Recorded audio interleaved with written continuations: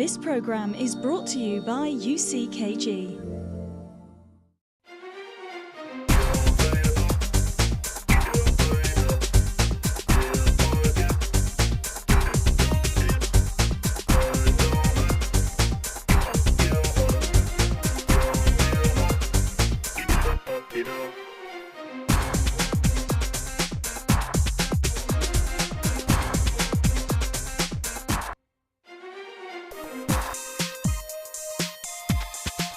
Hello and welcome to another inspiring episode of A Different Kind of Woman. A different kind of woman knows herself. In 1610, Shakespeare wrote in Tempest, a born devil on whose nature can never stick. 404 years later, the argument of nurture versus nature continues. And on today's show, Who Am I?, we'll be discussing how our personalities are formed and what we can do to improve ourselves. So joining me today is the lovely Liliana. Welcome back, Hello. Liliana. Hi, everyone. Are you ready to bring your opinions today? We want to find out who you are. I really am excited. I'm looking forward to today. And today, we have a new face on our show.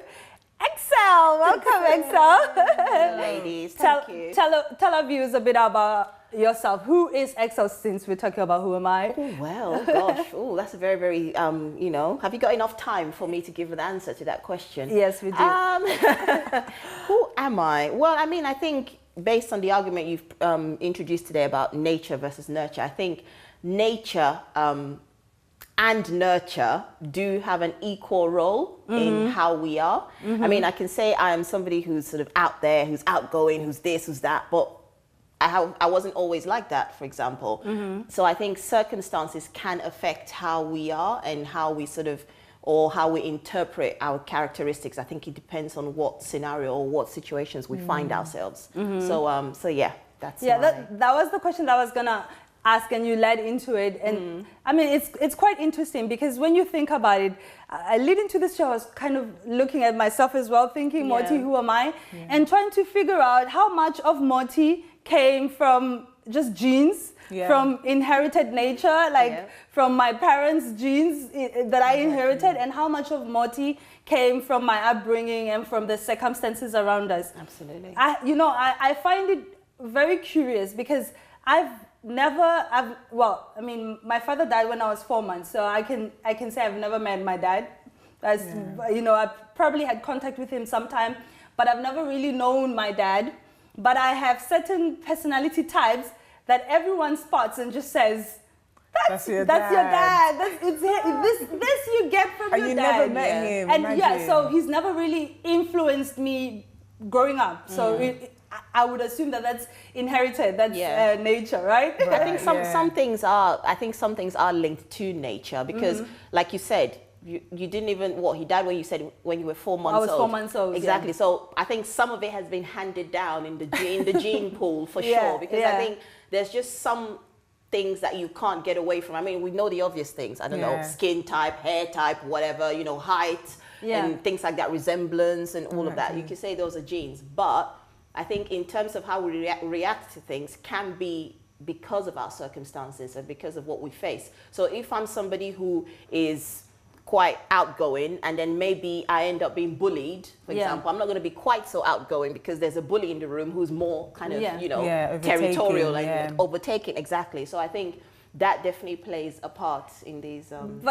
So Liliana, where do you stand in this argument? Do you believe that personality is passed on through genes, or it's nurtured into us? So I'm in a little predicament because, for example, my mum, because I grew up just with my mum, even though I did see my dad occasionally, I just grew up with my mum, and I'm the complete opposite of my mum. So, I mean, now actually as I've grown older, I'm kind of not turning too much into her, but like my mum's very calm, kind of quiet. She has her moments, but she's more, Lily, no. But I've always been more straight to the point, more rational, and she's been more. So then when I read, I always thought, okay, it's nurture, but it's kind of like oh, like I just don't know. Like I'm in the fence between these two. Sometimes it can actually, it's still in some form nurture. Yeah, it's true. Yeah. So we definitely have a lot to say, but let's go to the streets of London and find out what the people on the streets of London had to say with Priscilla.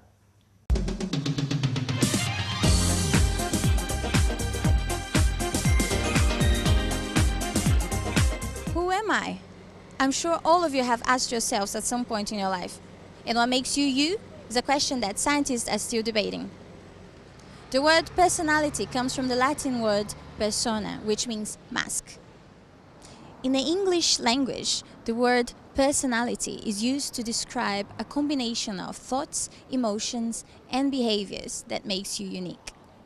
In Japan, it's widely believed that character is linked to blood type. Western psychologists often refer to the big 5 character traits: openness, agreeableness, neuroticism, conscientiousness, and extraversion. A person's personality is believed to be formed during their childhood and is shaped through inherited tendencies and environmental factors. Inherited tendencies are aspects of your personality passed on to you by your parents, such as shyness or having a happy outlook. Your environment, meanwhile, is the surroundings you grew up in. It includes such things as the kind of parenting you had, whether loving or abusive. Personality disorders are thought to be caused by a combination of environmental and genetic influences.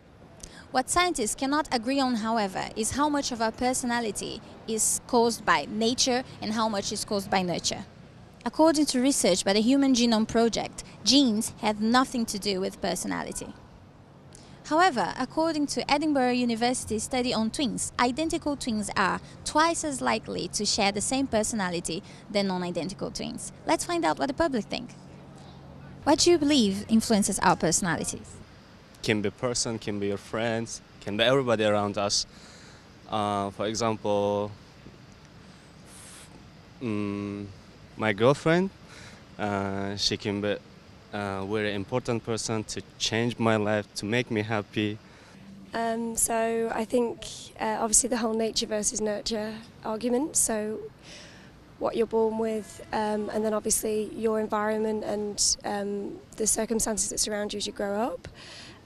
So I actually think it's not necessarily one or the other, but I do believe that there is innate sort of driving force that we're kind of born with that predetermines us. But I also think that we're really affected by the people around us and your parents. But if you can kind of develop really positive relationships later on in life, I think that can compensate for some of that. So a combination, yeah. In today's day and age, social media, Instagram, Twitter, Facebook, I think because you only see a photo, you don't see what happens behind closed doors. So a lot of people can see money, they can see happy lives, but maybe it's not happy all the time. So definitely social media. Society, your friends, your parents, and social groups that you're in. How would you describe your personality type? I'm quite, what's the word? I'm quite outspoken, and I'm very outgoing. I'm an extrovert, I think, definitely. And I think I'm actually getting more and more caring as I'm getting older, actually. I'm just a happy person right now. I'm pretty laid back, but obviously you have stressful influences. You know, you live in London, there's a lot of stress, work, and it's costing more and more to eat in these restaurants, but necessarily you're not earning as much money. So there's always stress, but no, genuinely laid back. I'm take every day as it comes. Affected by others, and I influence others as well, I hope. Yeah. That's it from us in the streets of London, and it's back to you in studio.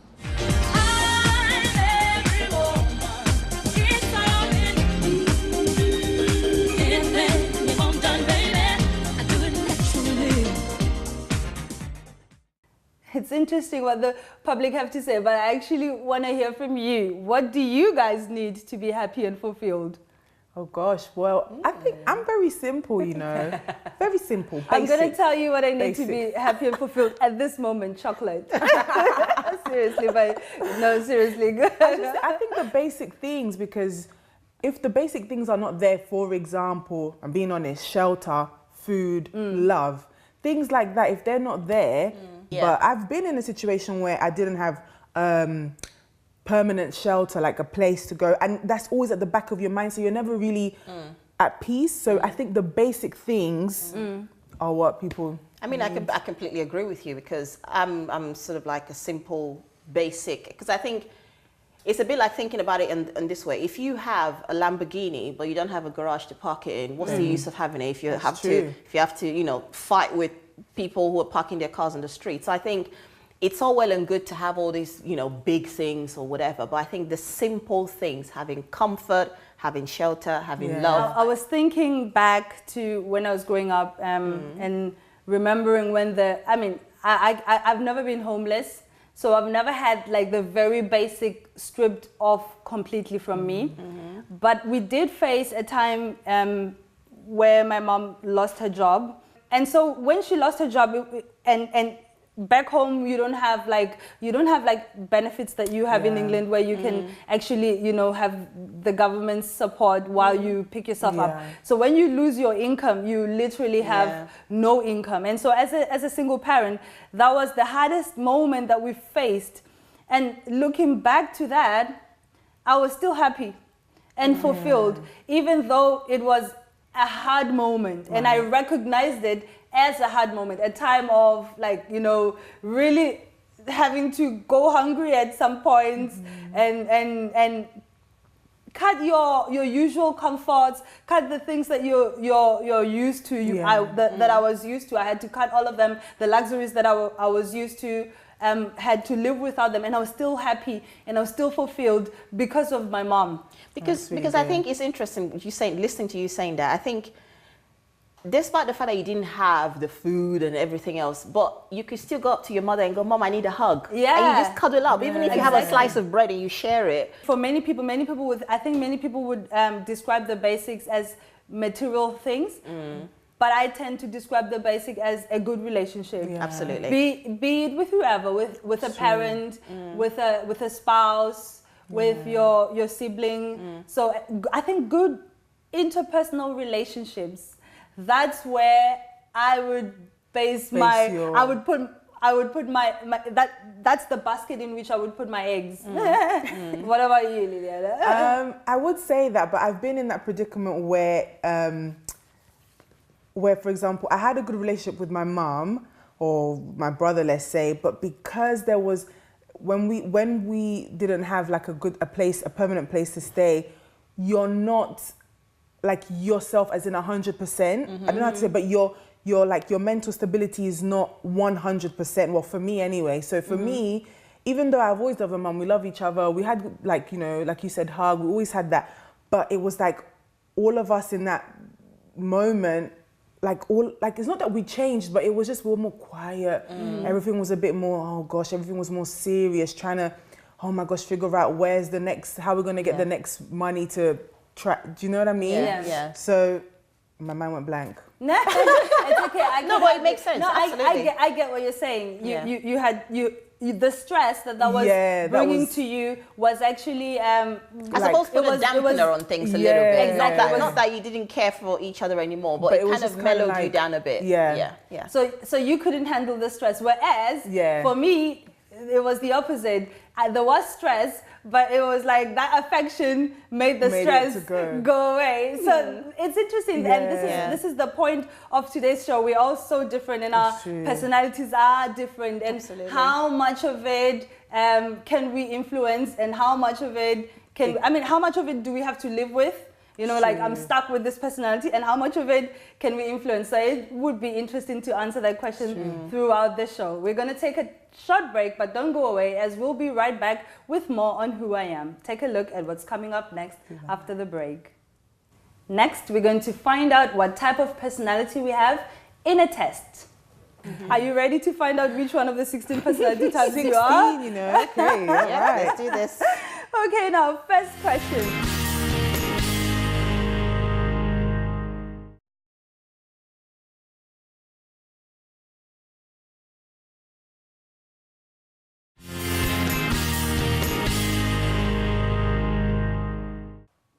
On today's show, Who Am I?, we've been discussing how our personalities are formed. Now, the Myers-Briggs Type Indicator, the MBTI, is an introspective report questionnaire designed to indicate psychological preferences in how people perceive the world around them and make decisions.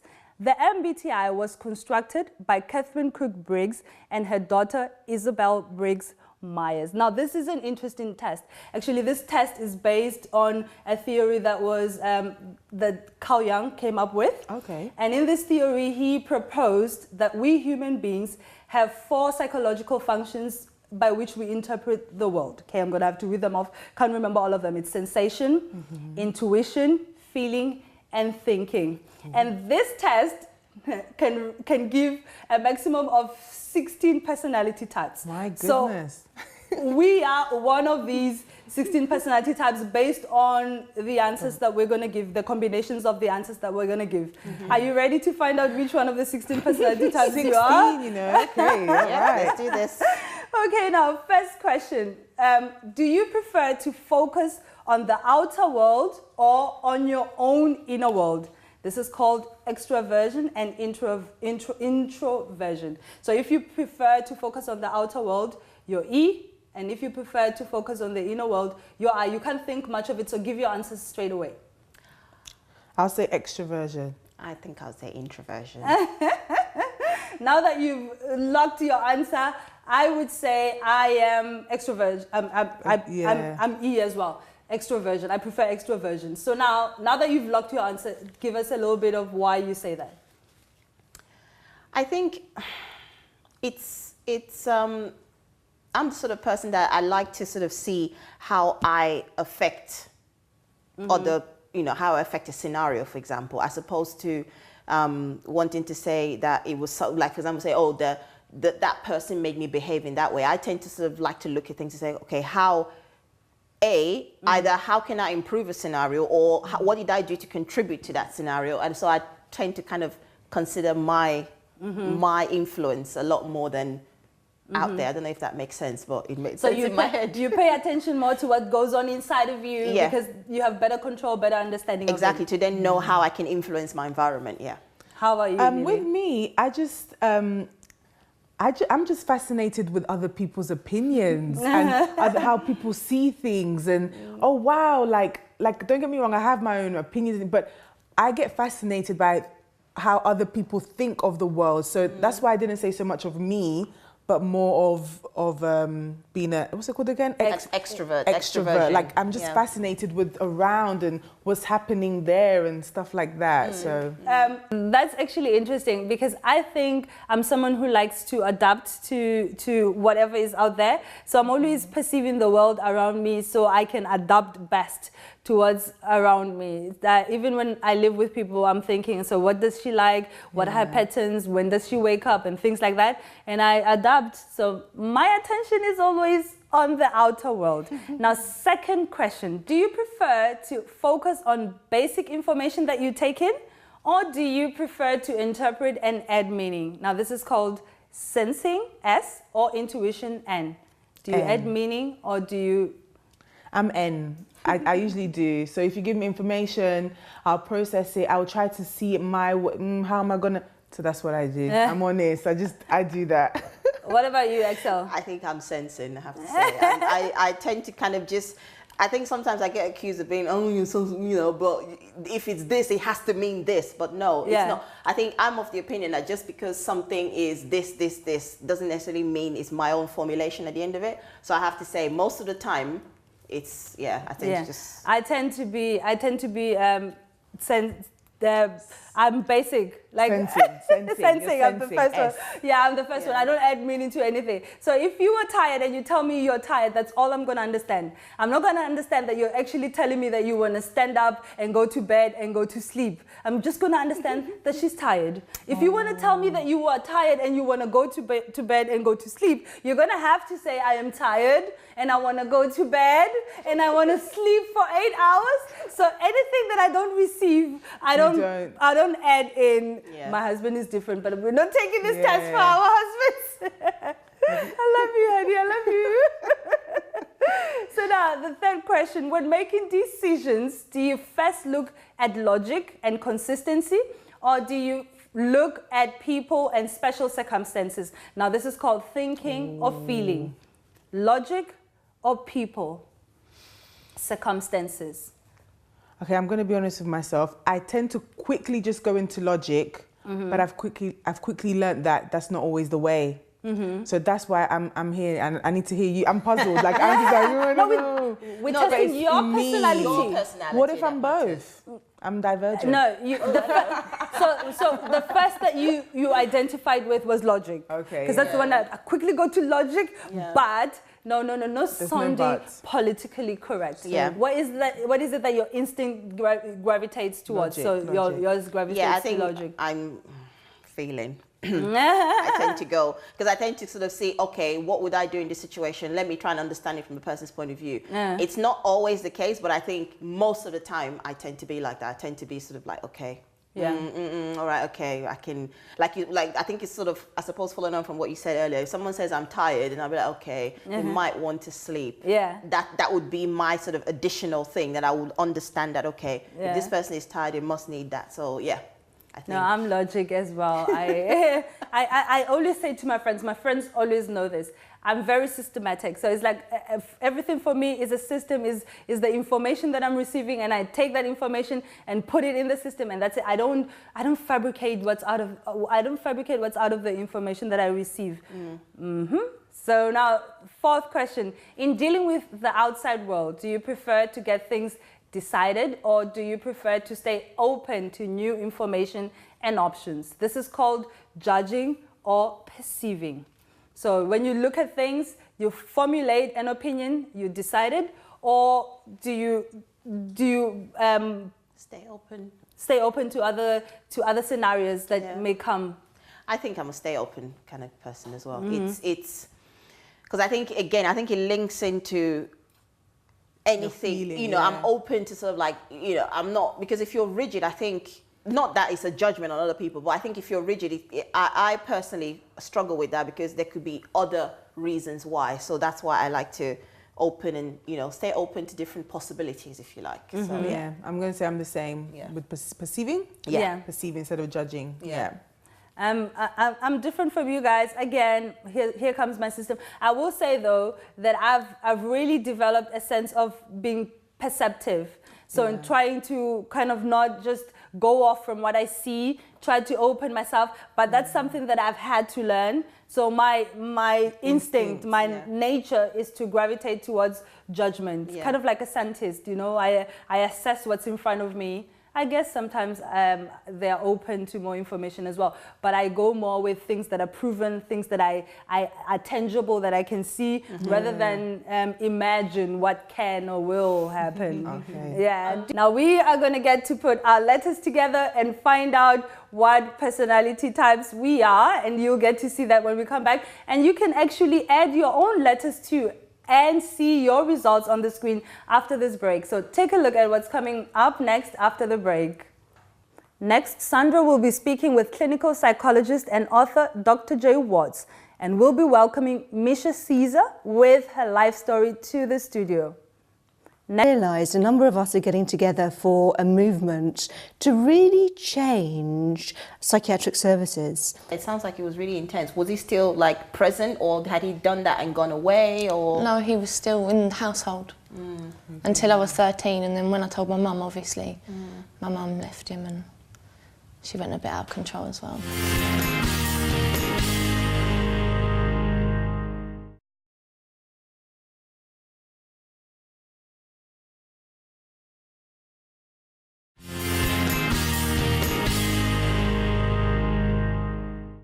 Welcome back. Now, before the break, we took a test, right, to find out what personality type we are, and we have the results. Let's see the results on the screen.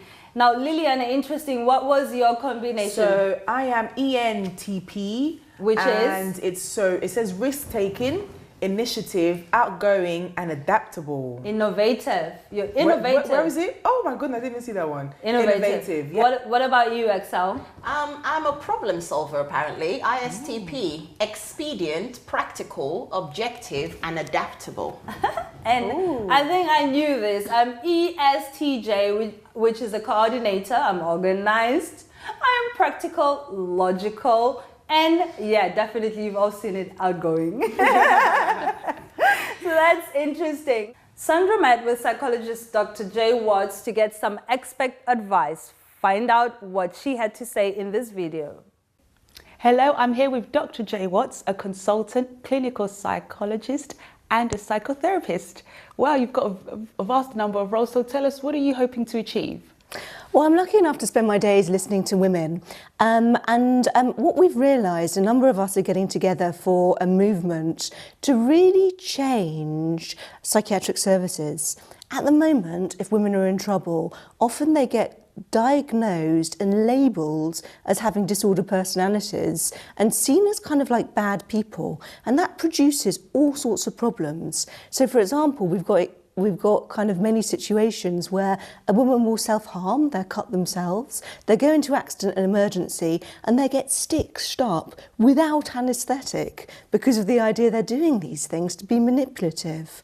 What we found out and what we know from listening to survivors is that actually very, very often if people are having trouble, it's a result of trauma.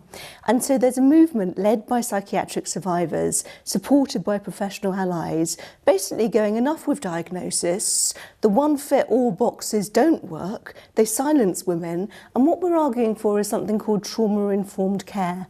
And that's based on really looking at all the situations in life, early environments, and how what are seen as psychiatric symptoms are often just very understandable reactions that we need to listen to and not judge and not label. So how do you think personalities are formed? It's a kind of fascinating question. Personalities start getting formed before we're even born. So people tend to kind of have an idea of what a baby is going to be like. And sometimes say if a baby, kicks a lot in the womb, then parents will already start talking and say, oh, they're going to be like their Aunt Mabel or whatever it might be. So we're born already kind of bathed in language and ideas of what we're going to be like. And when we're very, very small, in the early years that are so crucial, we kind of take cues from the environment, we take cues on how safe early caregivers make us feel, and we also kind of pick up messages from society, gendered messages, cultured messages about what we are, and certain bits of those kind of get reinforced and praised, and other bits get seen sometimes as deviant and troublesome. So kind of the idea of personality, it's a kind of sort of shorthand that really can get very troubled or shattered or shaken by traumatic experiences that we have early on. And those can be kind of big things that are very obvious traumas like childhood sexual abuse, or they can be very, very damaging kind of pernicious things, like, for example, having caregivers who don't allow us the space to kind of develop as individuals and don't validate our journey, which kind of shakes up the sense of self. At the same time, it's kind of super important to kind of realise that personality, it's a very, very recent idea in history, and it's also a very Western idea. So it's kind of something that seems natural, but that actually kind of is a construct that is very specific to this moment. And there is also like super exciting research coming in showing that actually personality changes a lot more across the lifespan than people thought. And I think that's quite exciting, really. So tell us then, what do you think causes a personality disorder? I think it's a kind of fascinating question. There's a problem with personality disorders. Me and many, many others actually question whether they exist. And this is becoming such a big thing. The science around the ideas of personality disorders is so dodgy that even the biggest, kind of most conventional psychiatric Bible was almost going to reject the whole category of personality disorders until the very last minute. So we know that's going to be an idea that's going to go. What I hope will emerge instead is to move away from pathologising women, especially given the fact that we know categories like borderline personality disorder, it's 3 out of 4 women in psychiatric services, and a massive amount of these women would have experienced trauma such as childhood sexual abuse. So I'm hoping kind of the wider cultural understandings of trauma mean that all of us are going to actually turn around to psychiatric services and say enough with telling people, especially women, that they're disordered. Let's actually listening to stories, and let's actually ask people what has happened to them, and also kind of what kind of structural oppressions, how things like misogyny and racism and poverty actually kind of create madness and shape madness, rather than putting all the fault into individuals. So tell us, Dr. J, where do you stand on nurture versus nature debate? It's another fascinating question. I think we have to be super careful about setting them up against one another. So we know that there are temperamental differences between babies, but they tend to be massively, massively kind of over-exaggerated and seen as much more significant than they are. So even if there are things like genetic phenotypes, those only really get kind of switched on if we're in certain environments. So rather than nature versus nurture, we kind of really need to think about how they interact. But at the same time, we have to be kind of super careful, because people tend to think if there are any kind of nature temperament elements, that those are kind of sort of bad things, that they are deviances, that they are psychopathologies, and actually really they're just kind of forms of difference. So for example, with the idea of personality disorder, some people try to connect it with a trait of increased emotional sensitivity. And that is used by people, and this is so dangerous, to kind of really produce an idea that, say a woman has been, sexually abused all the way through childhood, that if they hadn't been emotionally sensitive, then they wouldn't have gone mad. And that is bad science. It's very dangerous, and it's something that we need to be aware of so we can pick up on. So how do you believe people can change their behaviour patterns for the better? I think there are three things that are really important.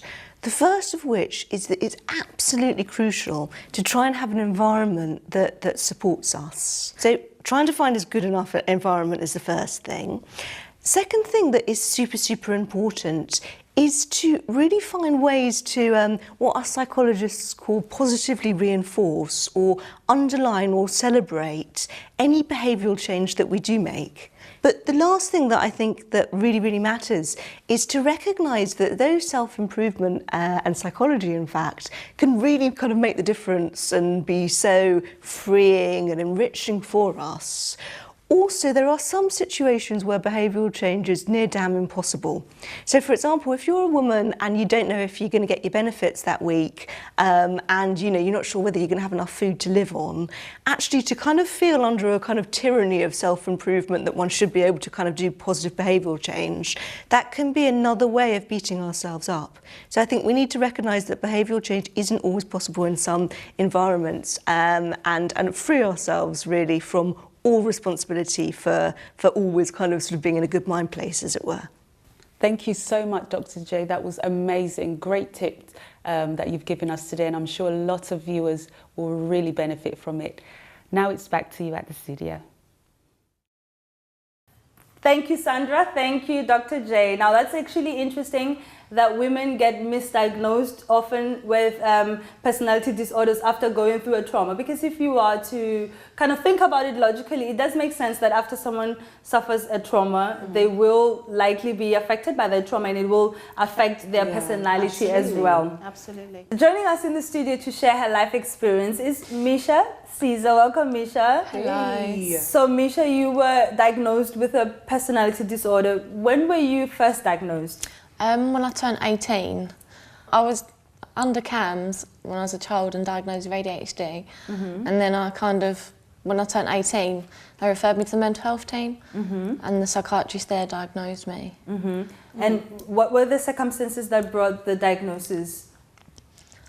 Well, I was in hostels from a young age, from 16, and I kind of got led by the crowd and did quite a lot of drugs and left college and kind of went a bit out of control, really. And that's what led to me to go to the doctors and I mean, it's interesting that you say that, because my next question was going to be, it is believed that childhood trauma can bring about personality disorder. So would you say I mean, you've mentioned 16, but was there something else before then that you would say sort of led on to you maybe behaving that way with friends, or do you kind of just think it was DNA? No, from a young age, my dad got arrested when I was 10 for sexual assault on my sisters and my sister's sisters. And so obviously social services were involved then, and the police, and he got away with it. And then as I grew up, it happened to me as well. So I come out of it when I was 13. I actually told my mum and my sister that what had happened. But it took me 3 years to come out and say it. This sounded, it sounds like it was really intense. Was he still like present, or had he done that and gone away, or? No, he was still in the household until I was 13, and then when I told my mum, obviously, my mum left him, and she went a bit out of control as well, because obviously she blamed herself really for most of it. It wasn't her fault at all, but she blamed herself for a long time. But. So Misha, I was going to ask you, how do you manage like day by day, you know, with your condition? I take medication every day, antipsychotics, promethazine, a lot. And I've been through different therapies like CBT, counselling, DBT, and I'm currently undergoing psychotherapy. Okay. So how do these things kind of like help you to, I don't even know, help you to cope? To cope, Well, the reason I'm doing the psychotherapy now is because it's a lot more intense, whereas the other therapies didn't really help. So now this is like the kind of like last thing they can kind of give me to kind of help me lead a normal life. And you found it useful so far? Has it been? Yeah, it's more. They kind of get to the root of the problem, whereas I've kind of just forgotten about big things that have happened in my life. Rather than dealing with it, I just go into survival mode. So now they need to get to the root of the problem to deal with that before I can actually lead a normal life. Because I don't deal with things, I just let it go. And does your mental health affect your relationship with your child? Not really. Sometimes, obviously, I do need a break. I'm a single mum, so if I'm having a really bad day, then I'll just call my mum and she'll come and help me out with cleaning or looking after him. But obviously, I do find myself getting stressed out with him sometimes, so I have to kind of take myself outside and chill out, like take myself away for a few minutes. But he's a really good kid, so he doesn't really. I don't really get stressed out that much because he's really well behaved compared to most children. 3. Now, I don't know, but normally when we face certain situations in life, people tend to define us by those situations, the circumstances that we find ourselves in. But how would you define Misha? Who is Misha, if I were to ask you? I know what I want in life, and I won't stop until I get there. I don't give up, and I love my education. That's what actually helps me focus every single day. I worked for 2 years and I didn't really do any studying, and it drove me insane.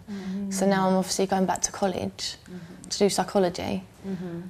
But I think I'm quite a well-driven person. I kind of have to be learning new things all the time, otherwise I feel like I'm not getting anywhere in life. And that's when I hit a brick wall and start getting really down and having bad times, because I'm not really focusing my energies on anything really.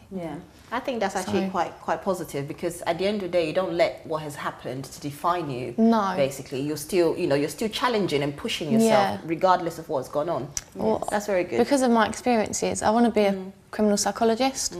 That's what my aim is. Obviously, I want to help people that have been through similar things to me, and I kind of feel like I'll understand more rather than coming just from an education and being a psychologist. I think having that personal experience, I kind of understand a bit more.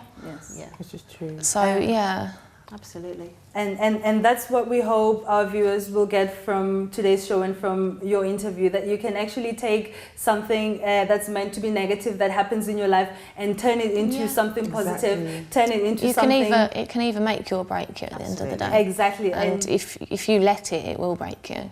Exactly. That's how I see it. you either get on drugs or do bad things, or you let it make you and make you a better person. And well done for you allowing your situation to make you a better person and not break you. I did stray, but it took me a while, but now I'm a completely different person than I used to be. So glad for you for coming to the show and sharing your story with us and inspiring our viewers. Yeah. So now what about you? Maybe you were not struggling with mental health, but you were struggling with something else, and at this moment it's breaking you, but you can turn the situation around and allow it to make you. Thank you so much, Misha, for coming on the show.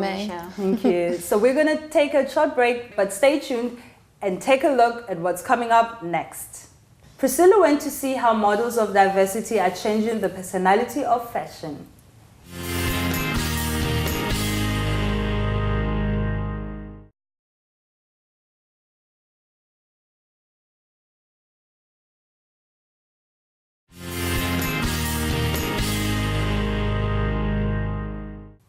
Welcome back to today's show, Who Am I? Priscilla went to meet the people changing the face of media at a Models of Diversity photo shoot. Let's take a look at what happened.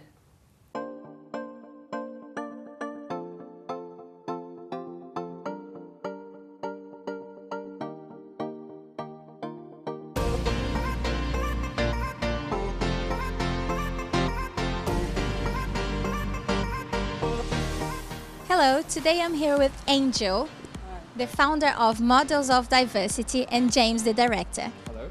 So, Angel, tell us a little bit of what are the aims of Models of Diversity? Our aim is to educate the fashion industry to be more diverse in terms of the models that is used, that you see on the runways and in advertising. That's our goal. And why did you get involved with Models of Diversity? My name is Netai Tinaris Dandachena. Everyone calls me Tina, a bit easier. So I was in Miss Curvaceous UK 2015 and I was runner-up for that. It was a competition for plus-size girls. That's why I met Angel, who is the CEO of Models of Diversity. So as soon as she's seen me, ever since we've been working together, this is from 2015 up till now. So tell us, what is the impact that you can have in fashion and what is your aims for today? We've had many successes. In 2011, we put on the very first curvy catwalk show and we featured Robin Lawley, Takora Jones, Lizzie Miller. It was a huge success. We also had a billboard in central London which featured a disabled model. And that was up for about a period of 5 days. So we're always reinventing what the campaign's about. James, tell us, why did you get involved with Models of Diversity? I first met Models of Diversity when I was shooting their catwalk show in Oxford back in 2011. And I was just bowled over by actually what diversity meant. And I just thought, well, why aren't other people doing it, and why haven't we got this on catwalks as a whole, you know, in the UK? And Angel and I just hit it off first off, and started with ideas, and I got the bug, and I just felt sort of quite righteous about it in some ways, that it just seemed so unjust that there was a heavy bias towards the wrong kinds of things. So I wanted to make a change. How does modelling improve your confidence? It's definitely improved my confidence a lot. When I first went to the workshop, I was kind of shy, I suppose, and I wasn't really confident in myself or in like the poses. I definitely felt like I wasn't confident at all, and since I've been working with Angel and Models of Diversity, I feel like I have got a lot more confident on photo shoots and in general, really, like in everyday life as well. I feel like it has improved my confidence all round. So. My name is Ira Getzman. I am a model from Germany. I already worked with huge German brands. Actually, I was a little bit confused about my career. And luckily, Angel from Models of Diversity saw my pictures on Facebook and contacted me. And then my career in UK started.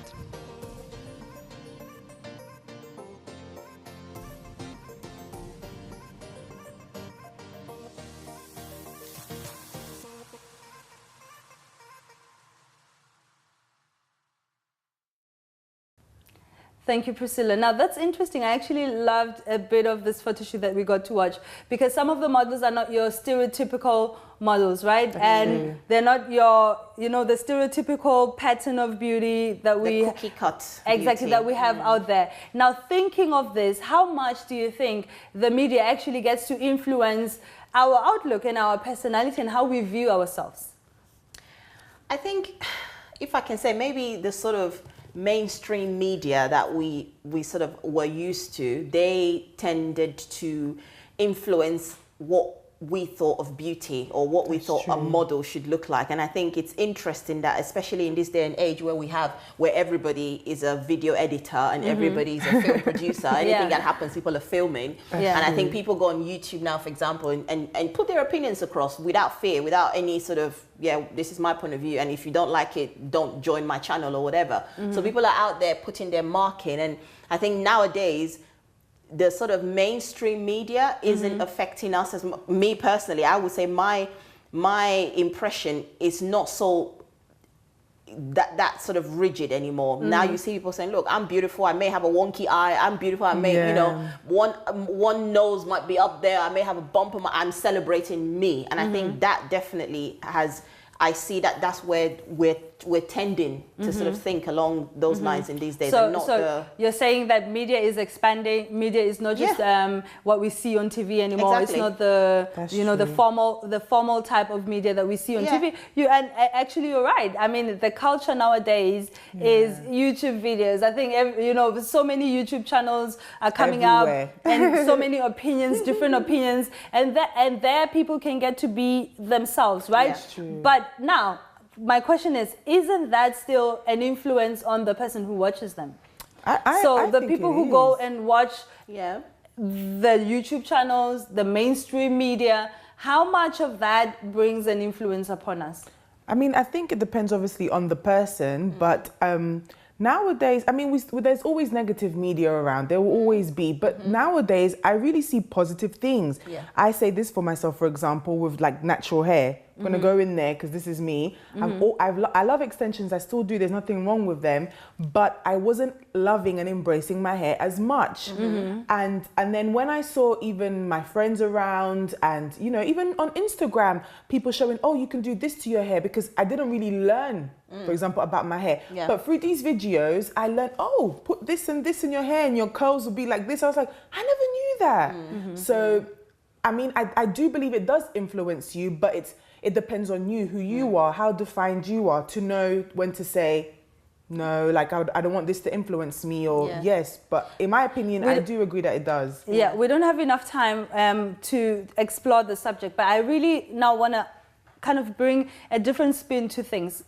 Because we heard Misha say, you know, the things that happen to you can either make you or break you. Now, that for me means that our personality or how we interpret things is not set on stone. So how much, for example, someone who deems themselves to be a shy person, or someone who deems themselves to be aggressive, you know, I'm very aggressive, this is how I define myself, or I'm very shy, I just, you know, don't like being around other people. How much of that is set on stone, and how much of that is within their influence? I think, to a certain extent, I think it depends on how much the person wants to challenge themselves. Like Misha was a brilliant example for me as to how circumstances or what you've encountered doesn't have to define you. Exactly. And it depends on what the person is willing to do. If I'm just going to say, no, I'm not going to listen to anybody encouraging me, I'm not going to see opportunities in front of me, I'm just going to go, this is me, this is who I am, like you've said, you know, the example. So if you're willing to at least challenge that, within reason, I'm not saying things are going to change overnight or people are just suddenly going to be the reverse of who they are. But I think when you are able to at least take the gentle steps and with support, with assistance, with, you know, how do I do this? Like you mentioned about the hair, I never knew. So sometimes education plays a big part. So if you are educated or you're willing to learn and be educated on the things that you don't know, I think it plays a part in then helping you come out of whatever position you're in that you may not like so much, because you might think, oh, I'm really shy. You know, I've been robbed of so many opportunities or so many, what do you call it? Opportunities or experiences I could have had, but because I was so shy, I was limited. So I think when you allow yourself to be open-minded and broaden your horizons, then you can really be the opposite, if you like, if that's what you want to be, of course. Not because people don't like it, but if you're happy with it, or if you're not happy with it and you want it to change, there's always a way. There's always a way. Yeah, there's always a way. Now, who am I? Time to answer that question. Who am I? I think who you are, who I am, is not set on stone. I am, you are, who you define yourself to be.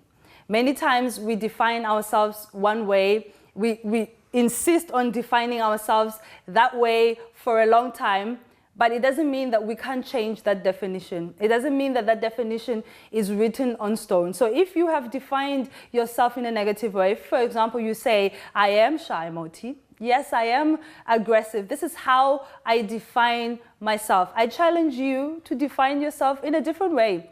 Because the child you were born, when you were a child and you were born, you were not shy. You didn't come out and say, I don't want to scream very high. You came out screaming. You came out calling attention to yourself. You were not born aggressive.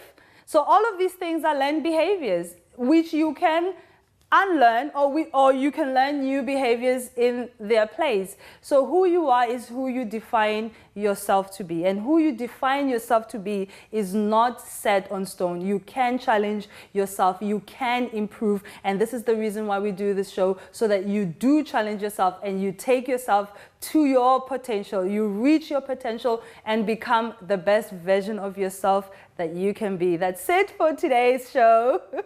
It's been an interesting show. We've had a lot to learn on this show. We've had a lot to say, but we're interested to learn about you. Who are you? Tell us your thoughts on Twitter, Facebook, Instagram, or email us at comments@dkw.me. Let us know who you are. Introduce yourself to us. We want to learn more about you.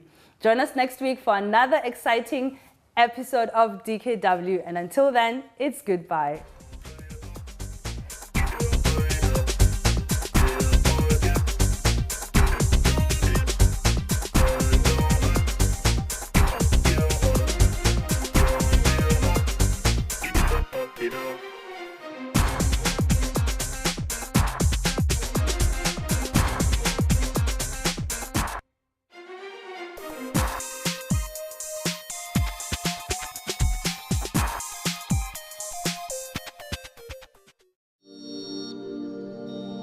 This program is brought to you by UCKG.